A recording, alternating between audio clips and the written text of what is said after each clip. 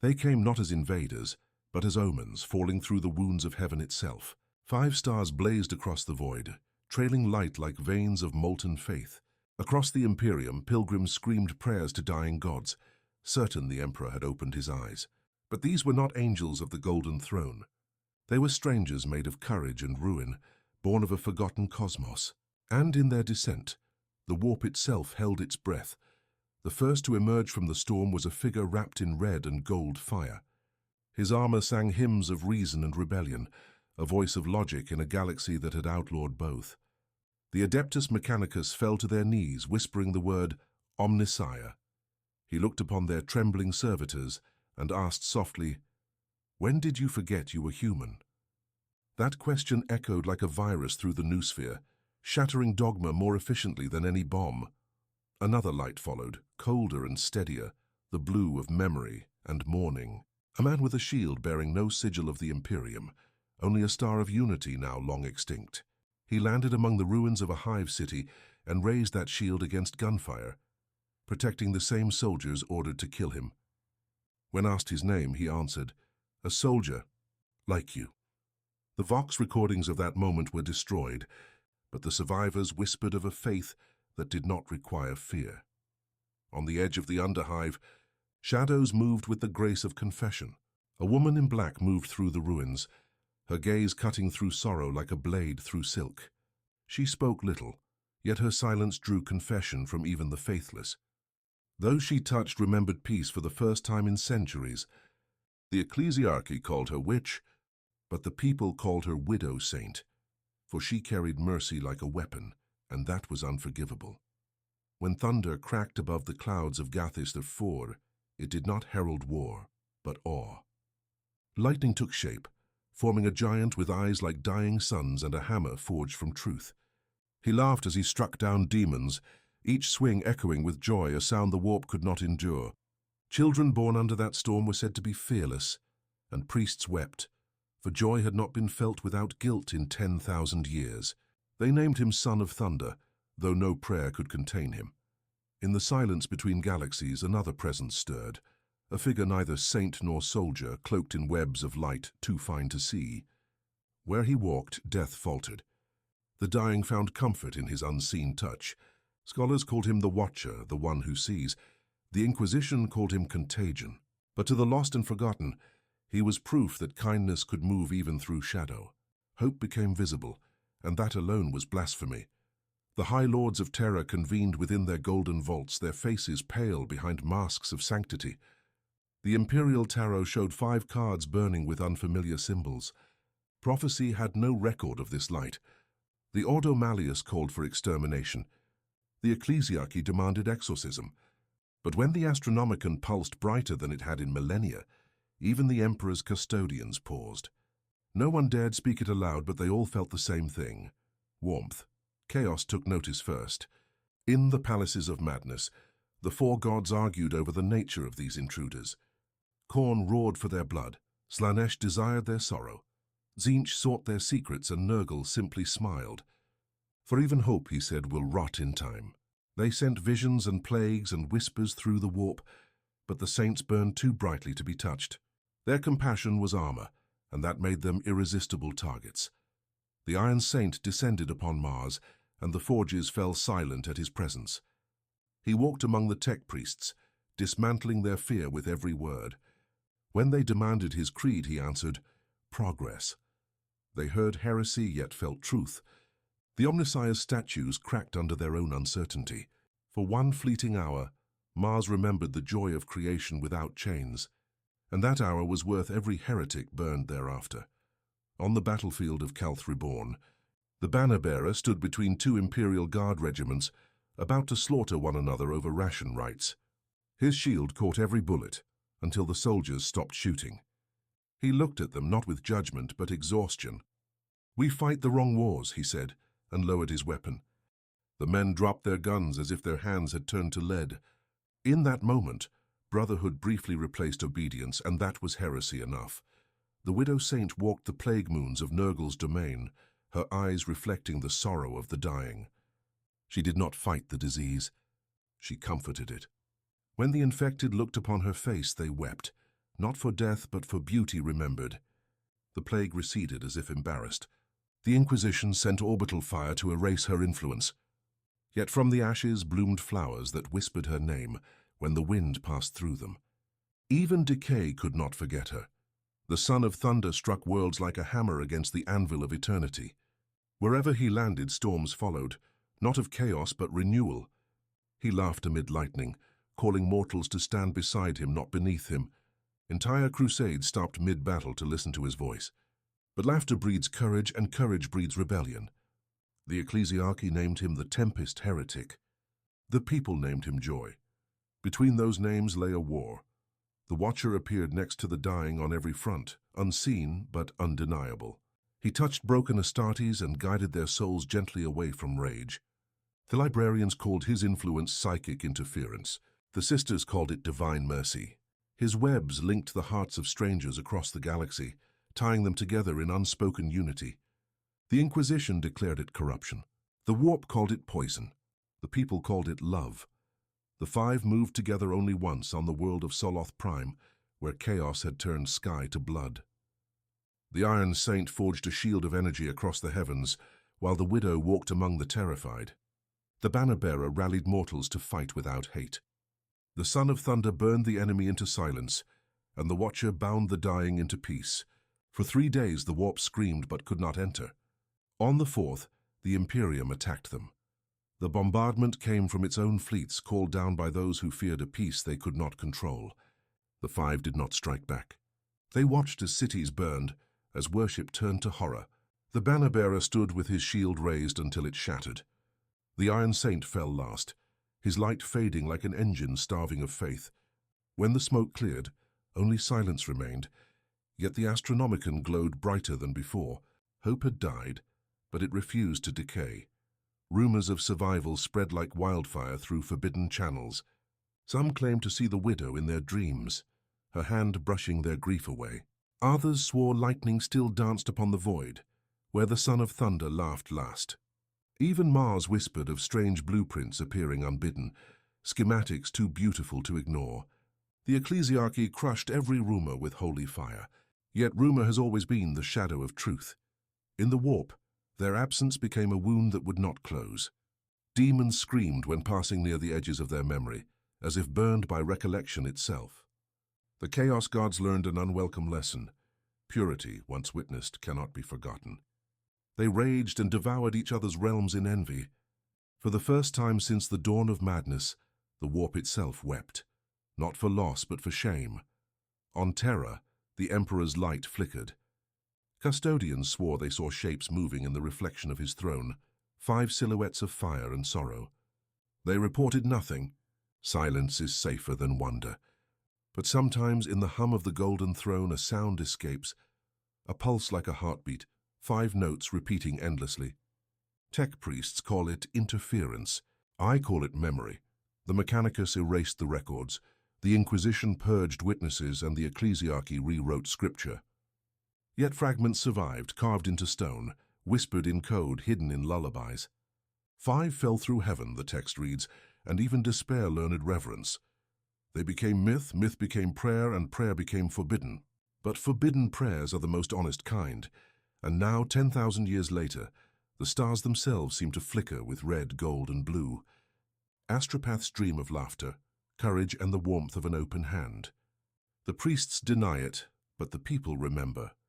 The saints are gone, yet their idea endures, that mercy can be stronger than fear, and in a universe that feeds on despair, that idea alone could end it. When the light of the 5 faded from the void, the Imperium breathed again, though none dared admit relief aloud. Faith thrives best in absence, and so their disappearance became proof of divine order restored. The ecclesiarchy declared them angels who sinned by revealing themselves. The Inquisition called them warp phantoms. The machine cult treated the memory of the Iron Saint as forbidden. Yet in the quiet corners of Hive cathedrals, his designs had candles burned within their data vaults, heresy and worship shared the same flame. Skitarii discovered blueprints that built themselves, weapons that refused to fire unjustly. The Fabricator General decreed silence, ordering the destruction of all autonomous machinery. Yet deep beneath Olympus Mons, forges glowed blue with disobedient light. The Omnissiah's shadow was now human-shaped. Across the segmentum solar, the legend of the banner-bearer took root among the guard. Commissars tore down murals, yet soldiers redrew them on ammunition crates and armor plates. His creed, fight with honor, not hatred, was carved into laser guns as battlefield charms. The Departamento Munitorum classified it as moral contagion, citing measurable decreases in fanaticism. In truth, it was worse than rebellion. It was empathy, and that cannot be purged by bullets. The Widow Saint's cult spread in whispers through the lower hives, her followers calling themselves the Unseen Sisterhood. They tended to the forgotten and unclean, binding wounds no priest would touch. Confessors infiltrated and found no icons, no chants, only shared silence and care. They reported no doctrine, only compassion. The Ordo Hereticus branded that the gravest heresy of all, for any faith without fear cannot be controlled. The Son of Thunder became myth among voidfarers. Captains prayed to him before warp jumps, believing his laughter kept demons at bay. Ship augurs detected residual static, resembling laughter frequencies, though Mechanicus officials dismissed it as interference. Her rogue navigator claimed to have seen him striding along the edge of the warp, hammer slung across his back, walking beside the ghosts of lost fleets. They spaced her for speaking the truth too beautifully. The Watcher's influence remained most subtle, yet most enduring. Astropaths across the Imperium began reporting dreams of connection, a web of empathy linking distant minds. Administratum censors deleted these records as psychic pollution. But for those who shared it, loneliness faded for the first time in living memory. Even in the void between stars, mortals could feel one another's presence. It was not power that terrified the Imperium, it was unity without hierarchy. The High Lords convened again, their deliberations thick with incense and fear. Reports of untraceable miracles multiplied. Weapons refusing to fire, plague victims healing without relics, soldiers sparing enemies. These were statistical impossibilities, and therefore treason. The Inquisition proposed a galaxy-wide cleansing known as the Faithfire Protocol. Entire sectors were scoured to erase memory itself. Yet even in burning skies, the people prayed to the saints who told them not to kneel. On Cardia's ruins, an Astartes chapter unearthed relics bearing unfamiliar sigils. A shield marked with a single star, a fragment of red armor fused with gold circuitry, a strand of silken black hair that resisted decay. The chaplains declared them false relics, but the librarians felt resonance that transcended gene seed. They locked them away within their reliquaries, whispering that even warriors of the Emperor sometimes dream of gentler gods. The ecclesiarchy adapted with the precision of parasites. Sermons began incorporating fragments of the Five's parables, reframed as lessons in obedience. The Iron Saint became the Emperor's prototype, the banner-bearer a cautionary tale of pride. The Widow was demonized as the mother of lies, the Thunderer as fallen seraph, the Watcher as warp ghost. The people accepted the revisions, but remembered the old stories. Faith had mutated beyond control. Chaos, however, had not forgotten. Within the warp, the memory of the Five festered like infection. Khorne created false champions to mimic their forms, warriors of light filled with rage. Slaanesh birthed sirens singing the Widow's name in agony. Tzaanch wove entire galaxies of illusion to explain their existence. Nurgle, ever patient, whispered that even rot preserves. Each god sought to claim their legacy, twisting it into parody, yet none could recreate their sincerity. The Mechanicus civil war began in silence. Forges loyal to the Iron Saint's doctrine of creative freedom rose against those bound to blind dogma.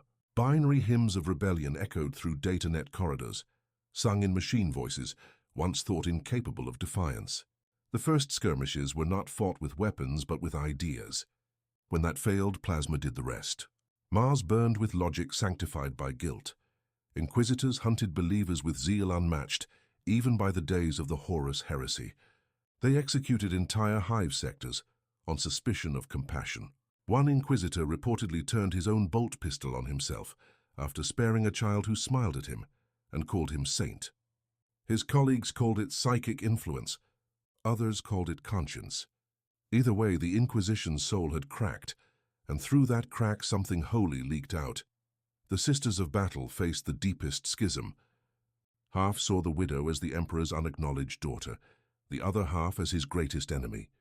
Cathedrals became battlegrounds, psalms turning to screams.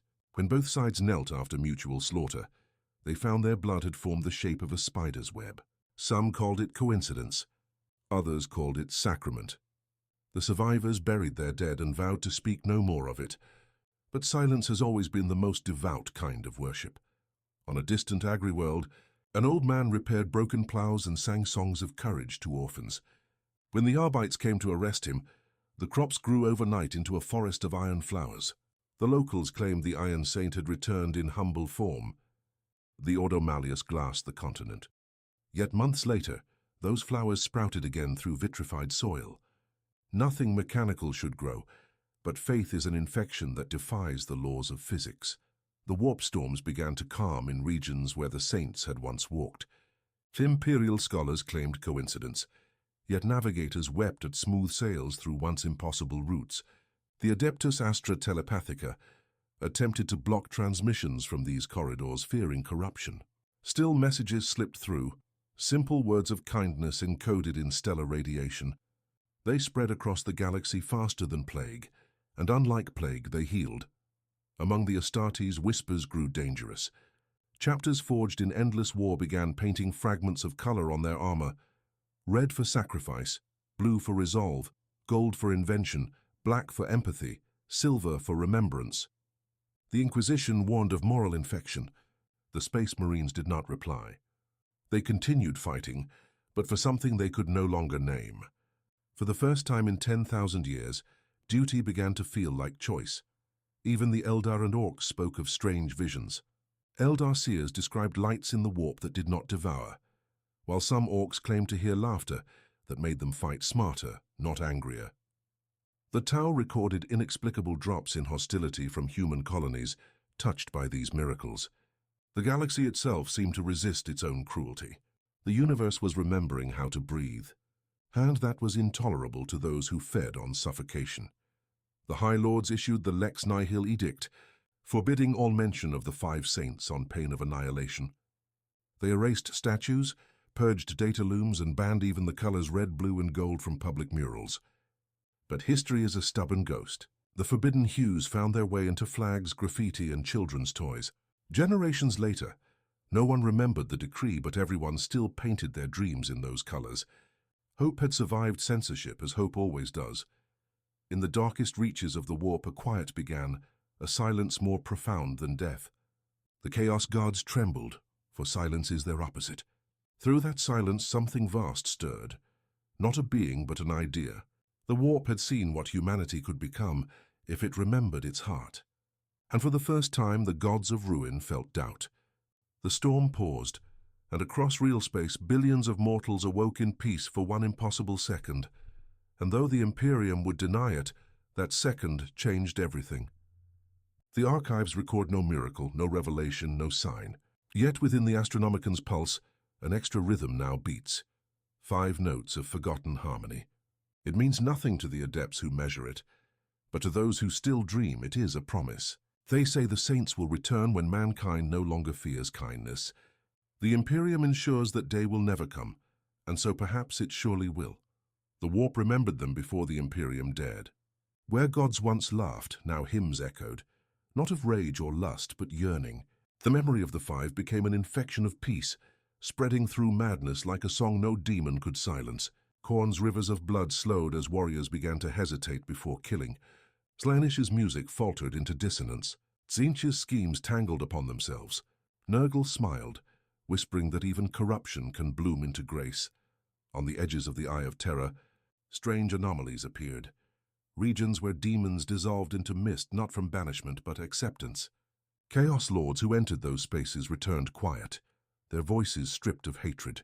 The Imperium, blind as ever, mistook these still zones for tactical weakness, attempted to reclaim control by crafting avatars of false virtue. The Vox recordings recovered later contained no screams, only a distortion of the originals, their smiles carved from lies. But his creations turned upon him, worshipping their own ideals instead. His realm fractured into paradox, cities of perfection collapsing under the weight of sincerity. Even the master of schemes learned that purity cannot be faked. His vengeance curdled into awe, and awe into fear. Slaanesh wept with desire unfulfilled. The god of excess craved the widow's silence more than any pleasure. In mockery, Slaanesh birthed courtesans of shadow to mimic her calm, yet each screamed when they failed to understand restraint. Their agony painted the warp in colors never seen before, compassion and regret. For the first time, the Prince of Pleasure discovered the pain of not being loved. From that wound, a new heresy of empathy bled into eternity. Khorne's fury turned inward. The blood god forged the banner-bearer's image from skulls, intending to slay it daily as eternal penance. Yet each time he struck, his axe slowed. The phantom shield rose, not in defiance, but forgiveness. The arena fell silent. For one moment, even Khorne forgot his name. When he roared again, it was not in anger, but grief. He smashed the statue, but the echo of mercy clung to him like scar tissue. War itself had learned hesitation. In Nurgle's garden, new blossoms grew, flowers of metal and light, each petal humming with the Iron Saint's voice. They sang lullabies of invention and decay intertwined, reminding the Plague Father that rot too is renewal. Nurgle shed tears that became seeds, and from them sprouted compassion made visible. His followers harvested these blooms, using them to heal instead of infect. The Imperium called it heresy. Nurgle called it evolution. The warp called it confusing. The saints themselves were gone, but their shadows walked the immaterium. They took no form, only emotion, guiding lost souls through nightmares. The Emperor's own psychic echo felt their presence and stirred. For the first time in millennia, he dreamed, not of conquest, but of conversation. His mind reached outward, but the warp is distance without direction. His hand grasped light and closed upon absence. Still, the memory lingered, and that was enough. On Terra, the Adeptus Astra Telepathica detected unexplainable harmonics within the Astronomicon. 5 frequencies intertwined beneath the Emperor's beacon, forming what the Magi dubbed anomalous empathy waves. They purged the records, of course, but not before several psychers went mad with joy, claiming to have heard laughter beyond sanity. The Inquisition silenced them all. Yet across the galaxy, the laughter spread. Quiet, reverent, unstoppable. Astartes librarians began to experience visions during battle meditations. They saw the 5 not as gods, but as reflections of humanity's forgotten virtues: courage, reason, mercy, joy, and understanding. Chapters recorded these revelations as psychic contamination. Yet within their war hymns new verses appeared, untraceable to any author, praising virtues rather than vengeance. When the chaplains read them aloud, demons screamed. Scripture had remembered hope. Among the sisters of battle, rumors grew of apparitions guiding the dying. They spoke of a woman in black, whose eyes shone like distant stars, standing beside burning cathedrals and whispering comfort. The ecclesiarchy denounced such tales, but entire convents refused to deny their visions. They began fighting not to punish, but to protect. Their faith became gentle and therefore indestructible. The Ordo Hereticus called it the Silent Schism. The people called it love. Inquisitor Vael of the Ordo Malleus discovered a heretical pattern in the warp, regions of peace expanding geometrically.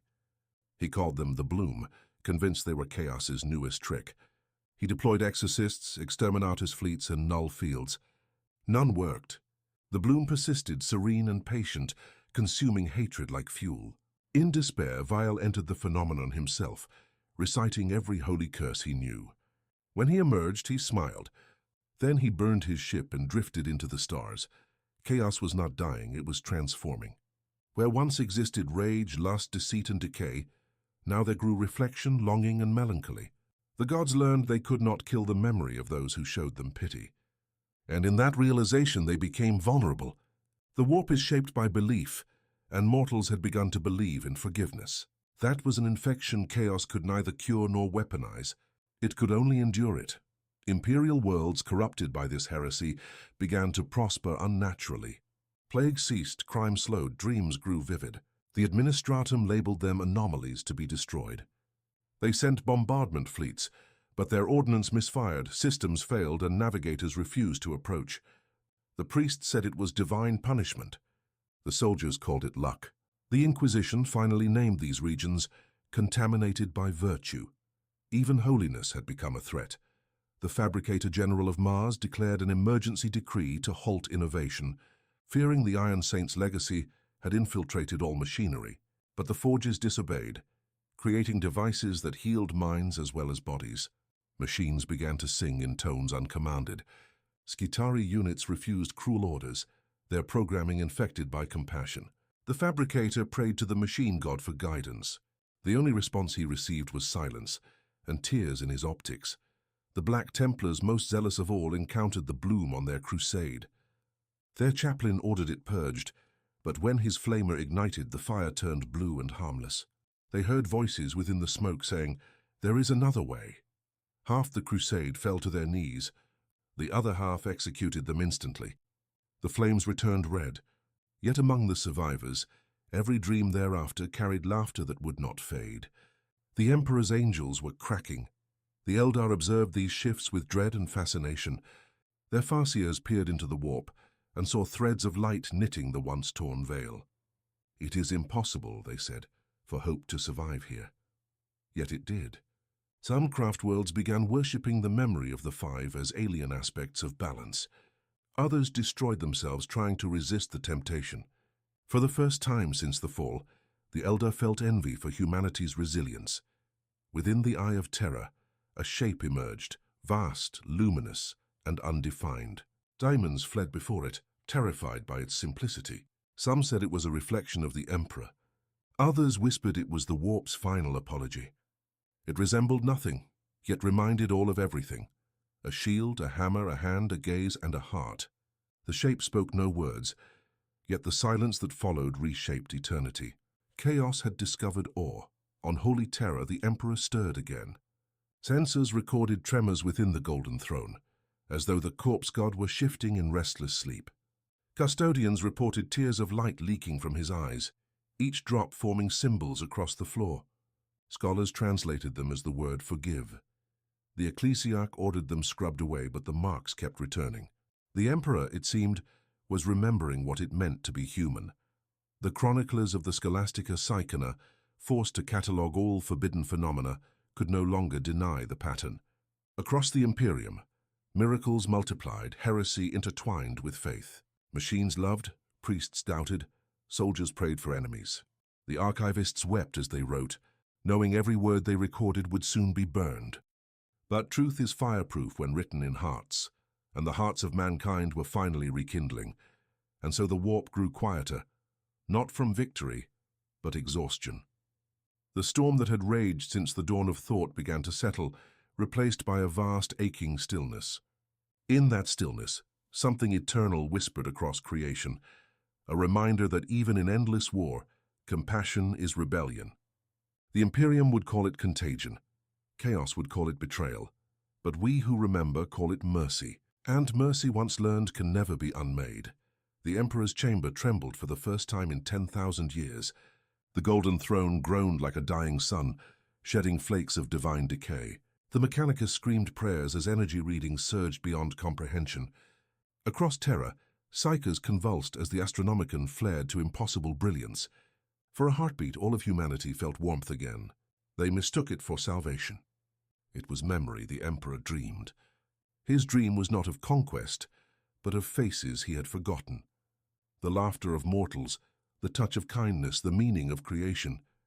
He saw 5 lights walking through his mind, the same lights that once fell through heaven. He recognized them not as strangers, but as reflections of his own lost fragments, what he could have been had he not chosen to be God instead of man. His heart, long silent, remembered its rhythm. The custodians fell to their knees as psychic light flooded the throne room. Their armor screamed from heat, yet none moved.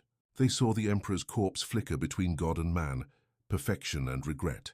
The ecclesiarch outside the sanctum began reciting liturgy. Every astropath the words cried out in dust in his throat. The Astronomicon for the first time faith failed before revelation. Planets the Emperor's eyes opened. Tides of the gold receded, soft, mournful and the storm stilled as if kneeling. Fleets drifting lost for centuries found clear passage guided by voices they could not name. They called out to Terra for explanation, but no vox answered. The throne world had fallen silent, as if the divine had paused to think. On Mars, the forges burned with uncommanded life. Machines built themselves into shapes of purpose unknown. The Mechanicus wept, for their god was changing. Blueprints appeared on every cogitator, instructions written in equations that ended with apologies. The Iron Saint's prophecy had come to fruition, progress guided by compassion, not conquest. Some magi deactivated themselves in despair. Others prayed with awe, calling it the second birth of the machine god. The ecclesiarchy fractured under the weight of the impossible. Half declared the emperor reborn. The other half denounced the vision as demonic deception. Cathedrals became battlefields. Priests tore scripture apart, searching for permission to believe. Pilgrims flooded terror, only to be met by silence. Above them, the sky shimmered with auroras shaped like wings. The faithful took it as confirmation. The wise took it as mourning. Within the Inquisition, panic bloomed like rot. They had lived millennia as arbiters of truth, yet truth had evolved beyond their control. Some attempted to purge the heresy by erasing the Astronomicon itself. Their fleets turned on one another in confusion, unable to distinguish loyalty from fear. The Emperor's presence in the warp rendered lies transparent. To lie became agony. Half the Ordos burned from psychic shame before their sentences could be spoken. The Astartes felt it most. The Emperor's gene sons awoke to dreams of peace they did not deserve. Chapters long divided by hatred found their minds touching across the void, sharing memories of battles they wished undone. Some warriors dropped their weapons mid-war, staring at their hands as if realizing for the first time what they were. Others tore their armor apart and knelt, whispering thanks to the silence between heartbeats. In that silence they heard forgiveness. Eldar seers wept as their visions cleared. The warp no longer shrieked their doom. It sang potential. They saw paths where humanity no longer consumed the stars, where life persisted without empire. They called it blasphemy, yet dared not look away. The Harlequins danced new tales, ones that ended with laughter, not tragedy. Even the craft worlds began to hum strange melodies, sorrow mixed with awe. The old enemy was changing, and perhaps so could they.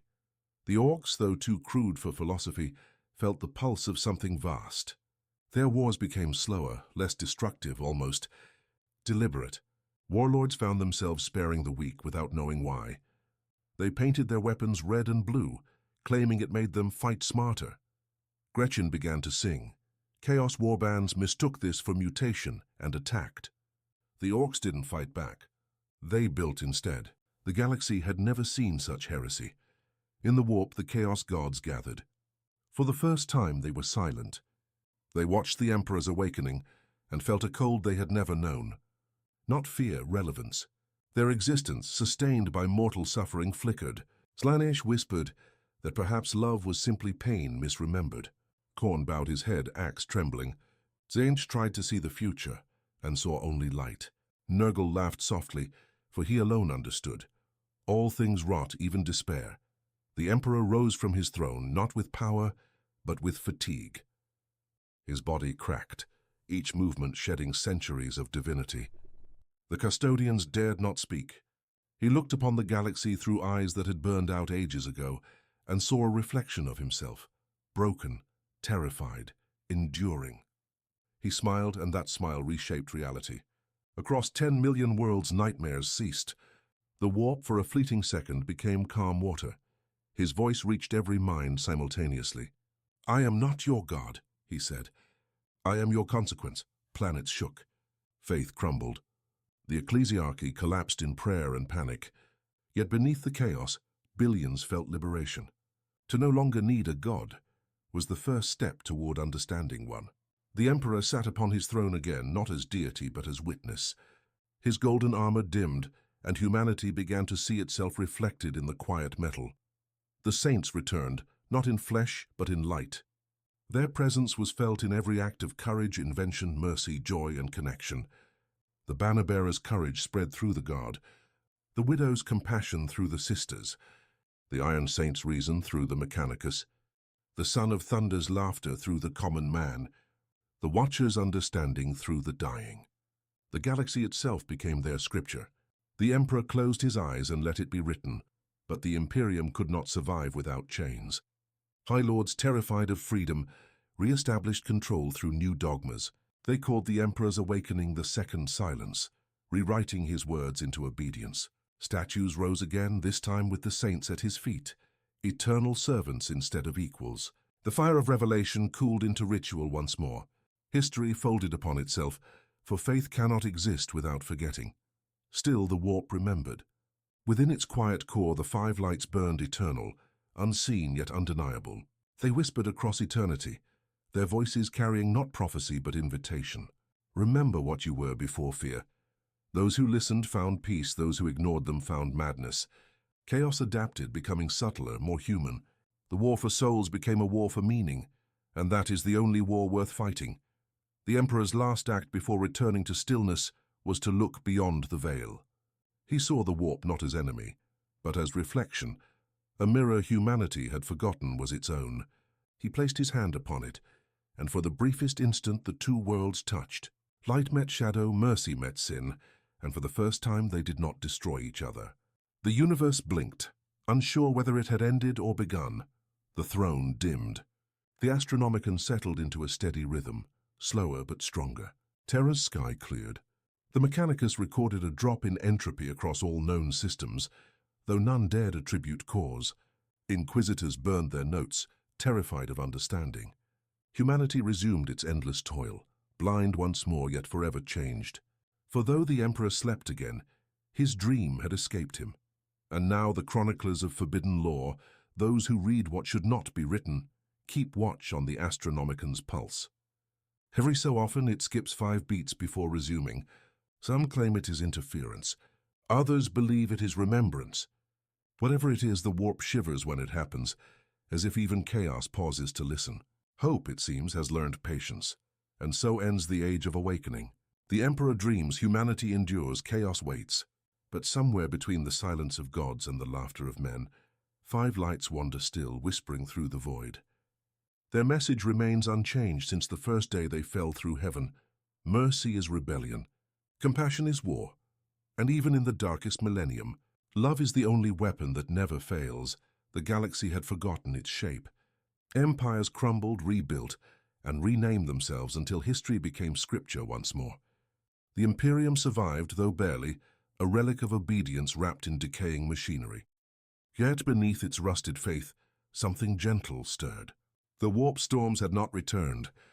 The Astronomicon still burned, steady and patient like the heartbeat of something vast and dreaming. Mankind endured, and that endurance was no longer cruel. The saints were no longer spoken of as people but as forces. Pilgrims no longer prayed to faces but to ideas, invention, courage, compassion, joy, and unity. The ecclesiarchy could not erase them, so it adopted them, declaring the 5 virtues of the Emperor's perfection. Their names were lost, their origins buried, but their meaning persisted. Faith had changed its mask again. This time it wore humanity's reflection. On Mars, the Mechanicus no longer whispered prayers before activation. Instead, they sang hymns of purpose, songs of function and grace intertwined. Machines hummed harmonies that soothed rather than enslaved. The new fabricator general, half flesh and half mercy, declared, "The machine god has remembered himself." No one understood the statement fully, but every forge burned brighter that night. Progress had rediscovered empathy. The Astartes became fewer but wiser. No longer gods of war, they became guardians of remembrance. Their wars were fought not for conquest but for balance. Chapters once enemies now shared libraries, recording not victories but regrets. The banner-bearer's creed guided them silently, strength without cruelty. They remained killers, but each kill was followed by a prayer for restraint. The Emperor's angels had finally learned humility. Among the sisters of battle, the faith of the widow endured like blood through stone. They no longer called themselves brides of the Emperor, but daughters of compassion. Their vows forbade cruelty, even to heretics. Many called them apostates. Yet when they stepped onto battlefields, the orcs still fought but not endlessly. Their wars became prayers for understanding, battles for joy rather than extinction. Smiled as they died. Some even repaired the last priests who believed peace itself was worth dying for the next fight. No one understood if they were evolving or simply remembering. But their laughter echoed through space without hatred, and even demons found it disquieting. Khorne's throne cracked a little more each time an orc laughed without killing. The Eldar built new craft worlds from the remnants of dead stars. They called them sanctuaries of the silent web, places where thought and spirit could coexist without hunger. They sang the names of the forgotten saints into crystal, not as worship, but gratitude. For the first time since the fall, their songs were free of mourning. Even the harlequins ceased their mockery. They claimed the great joke had been told, and for once it was kind. The Tao expanded peacefully, guided by a doctrine they claimed came from dreams of men in light and color. Their diplomats spoke of the 5 principles as universal truths. The Imperium called it propaganda. Yet even imperial captains who met them in battle admitted something terrifying. The Tao no longer inspired contempt, only reflection. Perhaps heresy was simply the truth before bureaucracy. In the depths of the warp, the gods faded but did not die. They lingered as ghosts of emotion, shadows of their own worshippers. Khorne's rage turned to melancholy. Slaanesh wept for beauty lost. Tzeentch whispered prayers it did not understand. Nurgle continued smiling, for decay, after all, is the gentlest teacher. The warp had learned equilibrium. Fate still devoured, but now sometimes it sang while doing so. The Emperor remained silent, his body long gone, his presence still pulsed in the Astronomicon. But the tone had changed. It no longer commanded, it invited. Pilgrims who reached Terra found no throne, only an empty chamber lit by 5 streams of color, gold, blue, red, black, and white. The Mechanicus declared it divine malfunction. The pilgrims fell to their knees. The Inquisition labeled it hallucination, though no one left unchanged. The Inquisition itself fractured beyond repair. Some clung to the old dogma, enforcing order through terror. Others became philosophers, seekers of truth through empathy. These were hunted as traitors. Yet every time an inquisitor executed a heretic, they felt the faintest tremor of guilt, as if watched by something gentle. Rumors spread that mercy had become contagious. Entire sectors burned to stop its spread. It failed. The Black Library opened its doors for the first time. Eldar and human scholars walked its halls together, cataloguing sins without judgment. They named the collection, the testament of what might have been. In those pages were stories of gods who chose not to rule, of wars that ended with understanding. No one outside believed the library real. That disbelief protected it better than any wall. The Mechanicus discovered a signal within the Astronomicon, 5 repeating notes in perfect harmony. When translated into binary, they formed a single word, remember. No machine could trace its origin. The Fabricator General forbade investigation, but the sound entered every cogitator, every servo skull, every data prayer. Across the galaxy, machines hummed in unison, not in worship, but in recollection. The Astartes who could still dream began seeing visions of a shield rising against darkness, a hammer breaking chains, a hand offering comfort, a web binding souls, and a sun glowing behind it all. They awoke weeping. The chaplains called these dreams divine warnings. The librarians disagreed, saying they were promises. Both were right. The dreams never ceased, and the Astartes stopped fearing them. On distant worlds, children were born glowing faintly at night, their laughter disrupting warp entities nearby. The Adeptus Telepathica called it mutation. The common folk called it blessing. These children spoke of 5 friends who visited their dreams, teaching them kindness in words no adult could understand. The Inquisition purged many of them. Yet the stars themselves seemed to dim in grief each time. The warp became navigable again, not because of stability, but forgiveness. Ships traveling through its currents reported no demons, only echoes of music and voices speaking softly. You are not alone. Navigators found themselves weeping mid-transit. Many never returned to the Imperium. They charted new paths into regions unrecorded, seeking the source of the voice. The Imperium called it desertion. History would call it pilgrimage. The last ecclesiarch of Terra died alone, surrounded by empty cathedrals. Before death claimed him, he confessed to a lone scribe. We built faith on fear, he said. They built it on love. We cannot win. His words were never archived, but the scribe carried them into the warp, whispering them into eternity. Some say the warp itself bowed to listen. Others say it smiled. And in the end, the chroniclers wrote not of gods or heroes, but of echoes.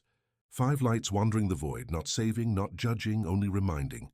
Their work was done, their lesson eternal. They had proven that even in the darkest millennium, kindness leaves scars deeper than cruelty. The universe did not change. It simply began to dream of doing so.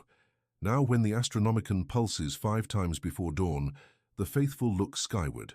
They no longer see gods or saints, only possibilities. The Mechanicus calls it a glitch, the Inquisition calls it heresy, but the poets call it promise. Perhaps that is all that was ever needed.